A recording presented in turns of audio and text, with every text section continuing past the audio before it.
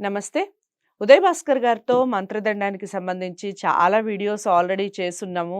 డివోషనల్‌గా ఎన్నో వీడియోస్ చేసే నేను ఉదయ్ భాస్కర్ గారు ముందుగా చెప్పినప్పుడు నిజమా? జరుగుతుందా? అన్నట్టుగా అనిపించింది. కానీ టీఆర్ఎస్‌కి సంబంధించి, బీఆర్ఎస్‌కి సంబంధించి ఎలక్షన్స్ విషయంలో కానివ్వండి, ఆ తర్వాత జరిగిన చాలా కార్యక్రమాల్లో ఆయన చెప్పిన ఇంచుమించుగా చాలా వరకు 99% రుజువైన సందర్భాలు మనం చూసాం.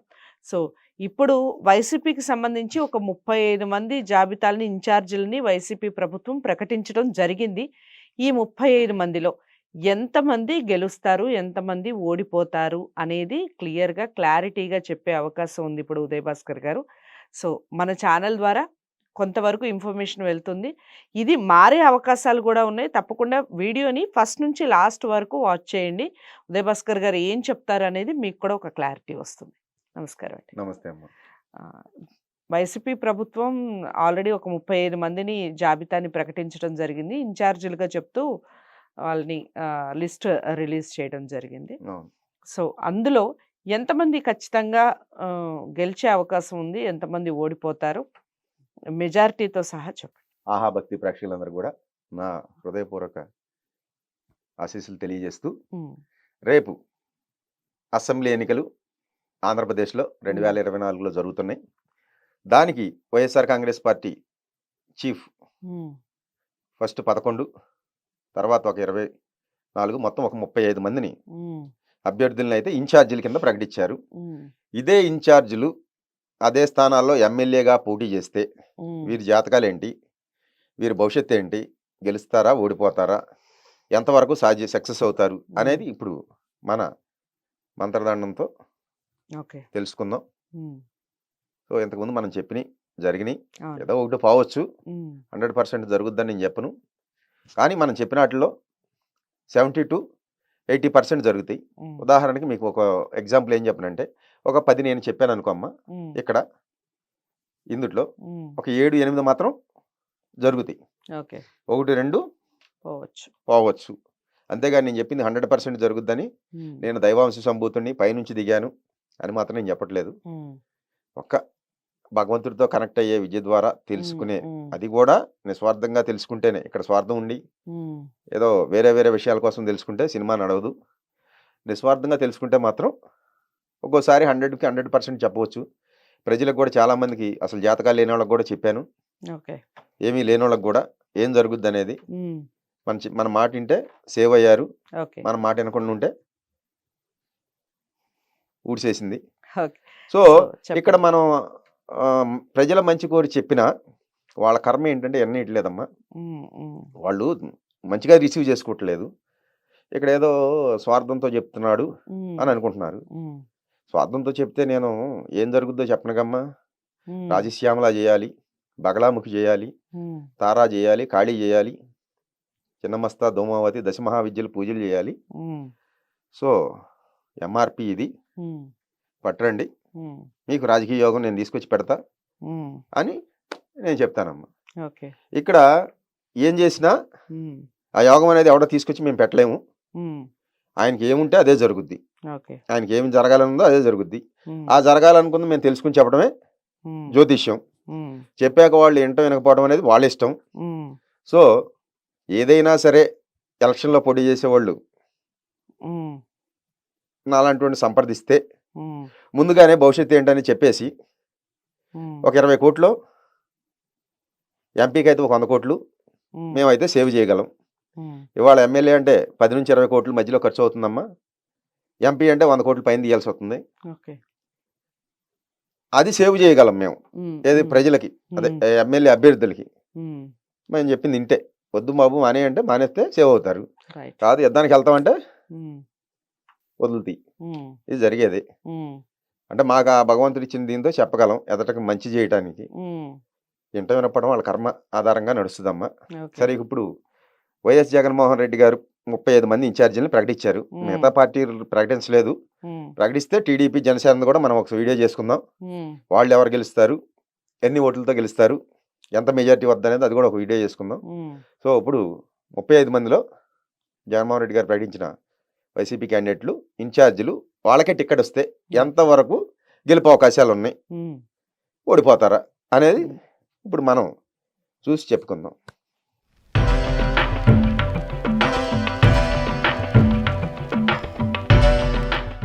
ఫస్ట్ గాజువాక తీసుకుంటే ఇక్కడ అభ్యర్థిని వరకూటి రామచంద్రరావును ప్రకటించారు. ఈయన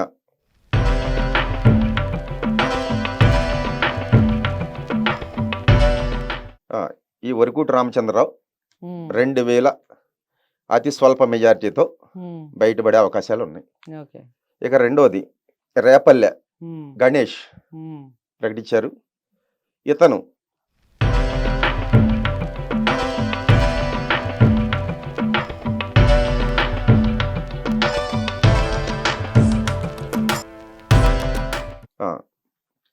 రేపల్లె గణేష్ కూడా గెలుపు అవకాశాలు ఉన్నాయమ్మా.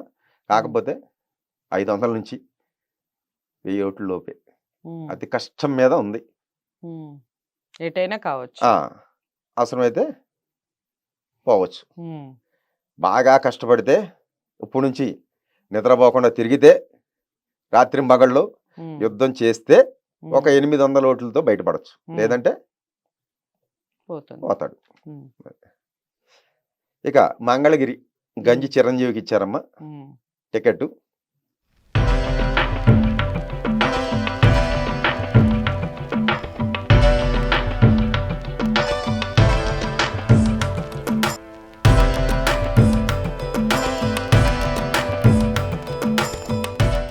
గంజి చిరంజీవి గారు ఒక 5500 ఓట్లతో గెలవచ్చమ్మా. రెండోది అద్దంకి హనిమిరెడ్డికి టికెట్ ఇచ్చినట్టే, ఒక ఇన్ఛార్జ్ అంటే. ఈయనేమవుతాడు చూద్దాం.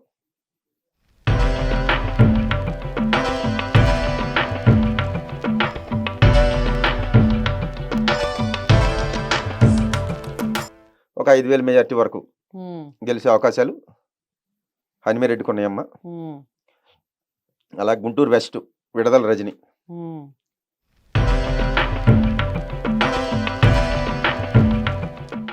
విడదల రజనీకి ఓడిపోయే అవకాశాలే 100% ఉన్నాయి. విడదల రజనీ కష్టం అమ్మ. తర్వాత చిలకలూరుపేట మల్లెల రాజేష్ నాయుడు.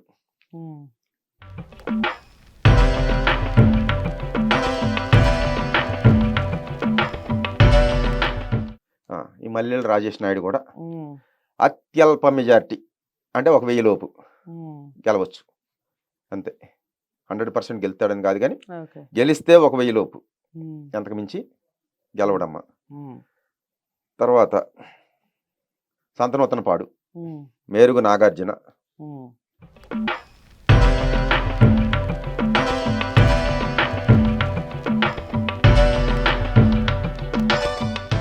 నాగార్జున కూడా మేరుగు నాగార్జున కూడా ఒక 4000 ఓట్లతో గెలుస్తాడమ్మా. ఏది సంతనూతలపాడు.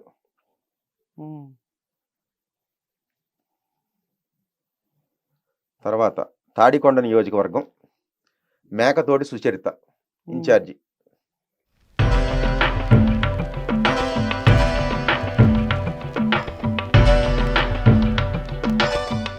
మేకతోటి సుచరిత గారు కూడా గెలిపే అవకాశాలు ఉన్నాయి తాడికొండలో. మహా అయితే ఒక 2000 3000 మధ్యలో, 3000 లోపు 2000 పైన గెలవచ్చమ్మా. ఏది తాడికొండ. వేమూరు అనే నియోజకవర్గం వరికూటి అశోక్. ఈ వేమూరు నియోజకవర్గంలో వరికూటి అశోక్ కష్టమమ్మా. కొండేపి నియోజకవర్గం ఆదిమూలపు సురేష్కి ఇచ్చారు ఇన్ఛార్జి. ఈయన కూడా కష్టమే, గెలవడు.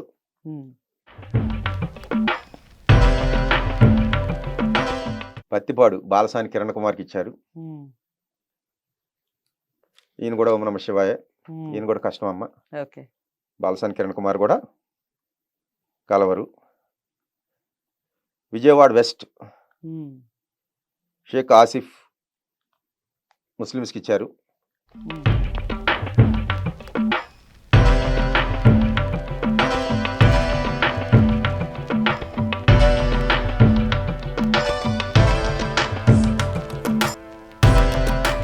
షేక్ ఆసిఫ్ ఈ టికెట్ కన్ఫర్మ్ అయితే ఓకే. ఇస్తే ఒక 5,000తో గెలుస్తారా? గెలిచే అవకాశాలు ఉన్నాయి. ఓకే.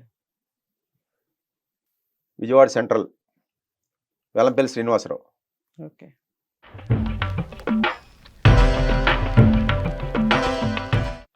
విజయవాడ సెంట్రల్ వెల్లంపల్లి కష్టమమ్మ. హ్మ్. పాడేరు నియోజకవర్గం విశ్వేశ్వరరాజుకి ఇచ్చారు టికెట్. ఓకే. టికెట్ అంటే ఇన్ఛార్జి. హ్మ్. హ్మ్.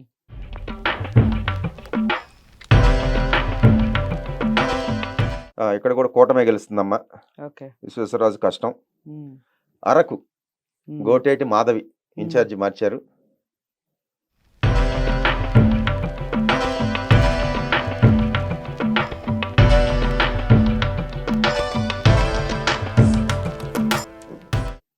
గోటేటి మాధవి ఒక 3,000తో ఓకే. బయటపడొచ్చమ్మా. హ్మ్. అలాగే కళ్యాణదుర్గం తాళారి రంగయ్య హ్మ్. ఎంపీని తీసుకెళ్లి కళ్యాణదుర్గం ఎమ్మెల్యేకి ఇచ్చారు హ్మ్. టికెట్. హ్మ్. కళ్యాణదుర్గంలో రంగయ్య ఏమవుతాడు ఓకే. ఒకసారి భవిష్యత్తు చూసేద్దాం. హ్మ్.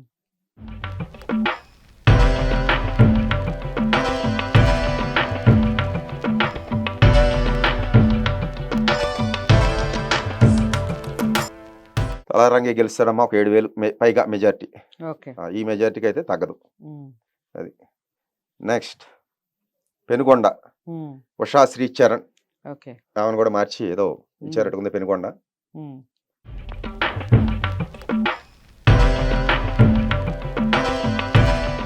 ఏం కూడా కష్టం అమ్మా. ఓహ్! ఇక్కడ కూడా టీడీపీ జనసేన కూటమిలోనే ఉంటుంది గెలవచ్చు. రిజల్ట్. హ్మ్. చంద్రగిరి చెవిరెడ్డి మోహిత్ రెడ్డి అవును. చెవిరెడ్డి భాస్కర్ రెడ్డి గారు కొడుకు ఇచ్చారు హ్మ్. యంగ్ లీడర్కి.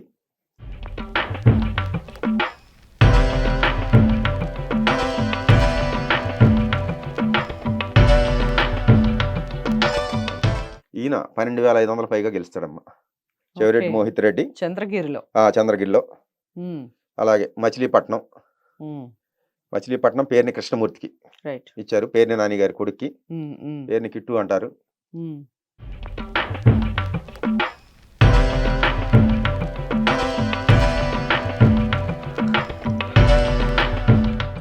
పేర్ని కిట్టు గారు కూడా గెలుస్తారమ్మా. హ్మ్. ఈ కుర్రోడు కూడా ఒక 3,000తో. ఓకే. గుంటూరు ఈస్ట్ నూరు హ్మ్. ఫాతిమా హ్మ్.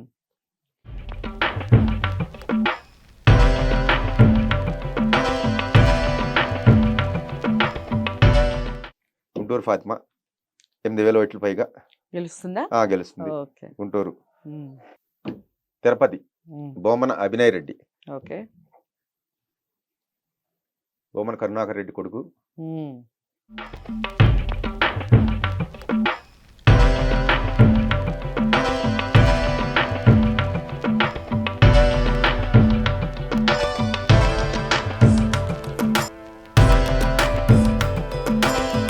ఈయన కూడా తిరుపతిలో 10,000 మెజార్టీతో గెలవచ్చమ్మా. ఓహ్! 10,000 అంటే మంచి మెజారిటీనే. ఉమ్. హ్మ్. తర్వాత ఎమ్మిగనూరు హ్మ్. వెంకటేష్ హ్మ్.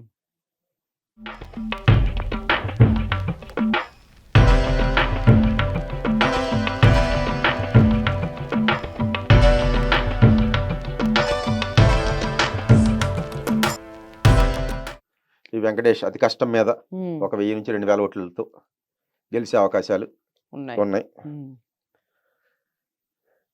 అలాగే ఎర్రగొండపాలెం ఓకే. చంద్రశేఖర్కి ఇచ్చారు. ఓకే.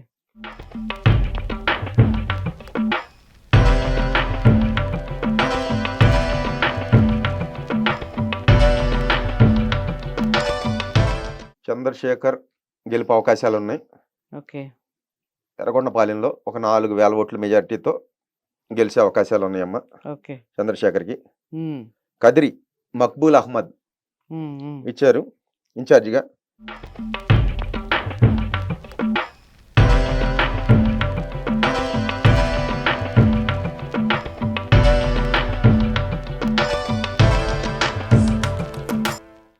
ఈయన భారీ మెజార్టీ అమ్మ. ఓకే. 17,000 పైగా హ్మ్. మెజార్టీతో మక్బూల్ అహ్మద్ హ్మ్. గెలుస్తారు. హ్మ్. ఇక నెక్స్ట్ తెల్లం రాజ్యలక్ష్మి తెల్లం బాలరాజు మిస్సెస్కి ఇచ్చారు పోలవరం నియోజకవర్గం. రైట్.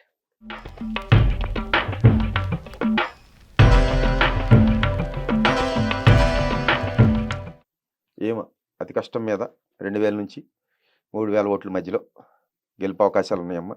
రైట్. తెల్లం పోలవరం నియోజకవర్గం తెల్లం రాజ్యలక్ష్మి.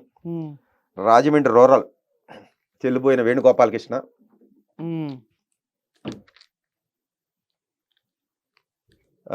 ఈయన కష్టమమ్మా, ఈయన ఓకే. గెలవడు. అక్కడ కూటమి అభ్యర్థే గెలుస్తారు. గెలుస్తాడు. అలాగే రాజమండ్రి సిటీ మార్గాన్ని భరత్కి ఇచ్చారు.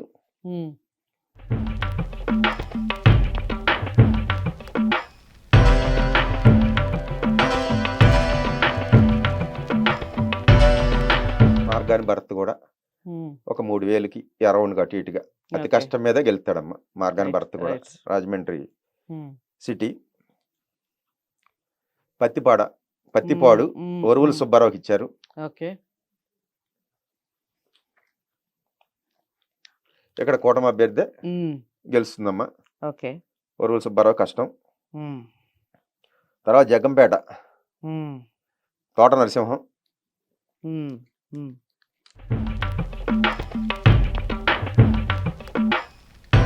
ఈయన కూడా 2000కి పైగా. ఈ మెజారిటీ అయితే తగ్గదమ్మా. నేను చెప్పే మెజారిటీలన్నీ కూడా తగ్గవు. తగ్గవు. కాస్త ఎంతైనా అటు ఇటు రావచ్చు. కావచ్చు. గాలి తోలితే ఎంతైనా వెళ్ళొచ్చు. రైట్. అది 3 times 4 times పెరగొచ్చు. ఏదో రేపు తోలే గాలిని బట్టి. అవును. బయటపడితే మాత్రం గాలి తోలకుండా బయటపడితే చెప్పే రిజల్ట్ అండి ఇది. ఓకే. అది ఇంకా పిఠాపురం వంగా గీత.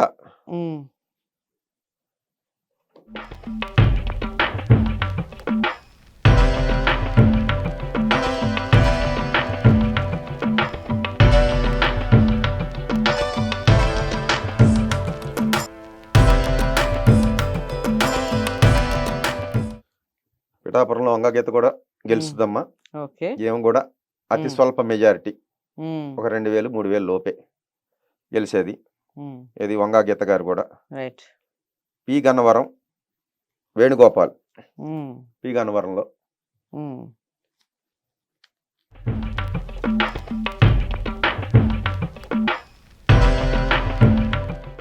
వేణుగోపాల్ గన్నవరంలో మాత్రం కొంచెం మంచి మెజారిటీ, ఒక 9000 వరకు వచ్చి గెలుస్తాడమ్మా.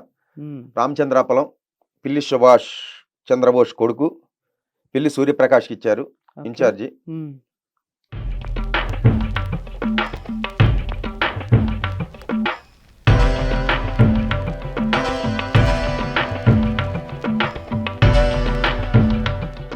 ఈయన కూడా ఒక 4000 ఓట్ల మెజారిటీతో సుభాష్ చంద్రబోస్ కొడుకు కూడా గెలుపు అవకాశాలు ఉన్నాయమ్మా.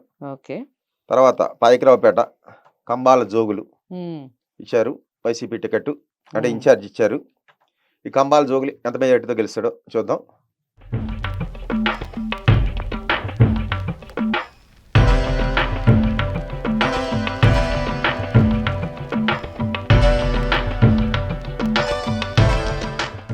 నెక్స్ట్ కంబాల జోగులు వైసీపీ తరఫున టికెట్ ఇస్తే ఈయన భారీ మెజారిటీ 17,000 పైగా ఉంటుందమ్మా.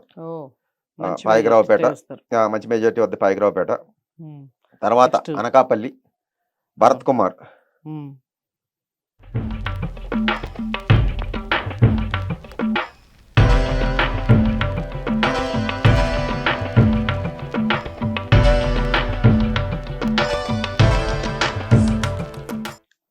అనకాపల్లి భరత్ కుమార్ 3500 ఓట్ల మెజారిటీతో గెలిచే అవకాశాలు ఉన్నాయి. తర్వాత రాజేష్ అనే అబ్బాయికి ఇన్ఛార్జ్ ఇచ్చారు వైఎస్ఆర్ కాంగ్రెస్ పార్టీ. రైట్.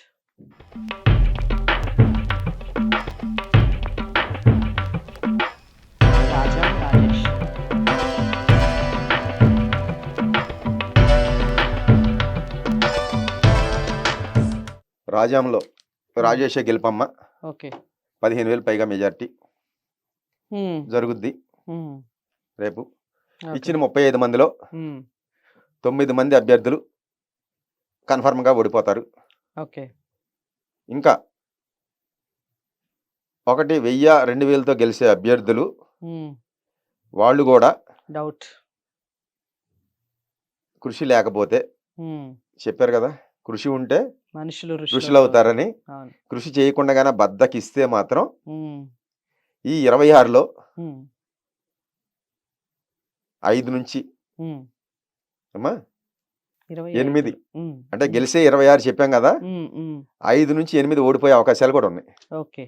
అంటే 35లో ఒక 18 మంది కన్ఫర్మ్గా గెలవచ్చు, రైట్. 17 మంది ఓడిపోవచ్చు. ఓడిపోవచ్చు. ఓకే. అంటే 50-50. 50-50 ఛాన్సెస్ ఇస్ ఆ, దేర్ ఇన్ ఏది ఏపీ. ఏపీ ఈ ఈ ప్రకటించిన ప్రకటించిన 35 మందిలో జాబితాలో నుంచి. 50-50గా అంటే రైట్. జనసేన రైట్. టీడీపీ కూటమి ఉమ్, ప్లస్ ఉమ్, వైసీపీ వెళ్తే ఉమ్, ఒక సీట్ అటు ఇటుగా ఉమ్. 50-50 అవుద్ది. ఓకే. బాగా దృష్టి పెట్టి కష్టపడితే ఉమ్. ఒక 7-8 మంది భారీ మెజారిటీతో వస్తుంది మళ్ళీ వైసీపీ. భారీ మెజారిటీ ఏం కాదమ్మా, ఉమ్, ఒక 7-8 మంది ఈ 35 మందిలో గెలిచే అవకాశాలు, అది కూడా 500 నుంచి 800, 1000, 2000 లోపులోనే ఉంది. రైట్. కష్టపడకుండా మాత్రం ఇంట్లో పడుకుంటే మాత్రం టికెట్ ఇచ్చారని సినిమా పేలద్ది, ఓకే. 50-50 అవుద్ది. రైట్. ఇదే విషయం. చాలా చక్కటి వివరణ ఇచ్చారు. మొత్తానికి విడుదలైన జాబితా నుంచి 35 మందిలో ఎవరు గెలుస్తారు, ఎంత మెజారిటీతో గెలుస్తారు అనేది క్లారిటీగా చెప్పడం జరిగింది. వీడియో మీకు కూడా నచ్చుతుంది అనుకుంటున్నాను. తప్పకుండా ప్రతి ఒక్కళ్ళకి చేరవేసే ప్రయత్నం చేయండి లైక్ చేసి. ఇక ఈ 35కి సంబంధించే కాక మరొక జాబితా విడుదలైన తర్వాత పూర్తిగా మనకి ఒక పిక్చర్ వచ్చిన తర్వాత మళ్ళీ ఒక వీడియో చేసే ప్రయత్నం చేద్దాం ఉదయ్ భాస్కర్ గారితో. అప్పుడు అసలు ఎవరు గెలుస్తారు, టీడీపీ జనసేన కూటమికి ఎన్ని వస్తాయి, వైసీపీ ఇండివిజువల్గా పోటీ చేస్తే ఎన్ని వస్తాయి అనేది క్లారిటీగా చెప్పడం జరుగుతుంది. నచ్చింది కదా వీడియో? నచ్చితే తప్పకుండా లైక్ చేసి షేర్ చేయండి, ఛానల్ని సబ్స్క్రైబ్ చేసుకోండి. మరో మంచి వీడియోతో మళ్ళీ మీ ముందుకు వస్తాను. నమస్తే. నమస్తే. Hit TV presents like, share, comment. TV వాళ్ళకు కూడా నేను ఒక సర్ప్రైజ్ ఇద్దాం అనుకుంటున్నాను. మీరు మాత్రమే జెస్సీ ఎందుకు అయ్యారు? ఇలాంటి అమ్మాయిలకి పిలవడానికి బాగుంటుంది. చందు సాయికి like you and have a జనాలకి ఒక పేరు నచ్చిందంటే దీనికి ఒక ప్రాసెస్ ఉంటుంది. ఎందుకు బాక్స్ డైరెక్ట్కి వెళ్ళిపోదాం. ఏదైనా ఒకటి మర్చిపోయినావా నువ్వు? మర్చిపోయినా మేడం, ఏం మర్చిపోయావు? నా గుండె. ఏదో ఆ టైంకి మన సుడి బాగుంటే ఎవరన్నా చూపిస్తే రాయగలం కానీ డోర్ టు డోర్ సేల్స్ చేసేవాళ్ళు. శారీ వస్తుంది, శారీలో వెనకాల కట్టుకుని అమ్మా నీ వెన్నెలా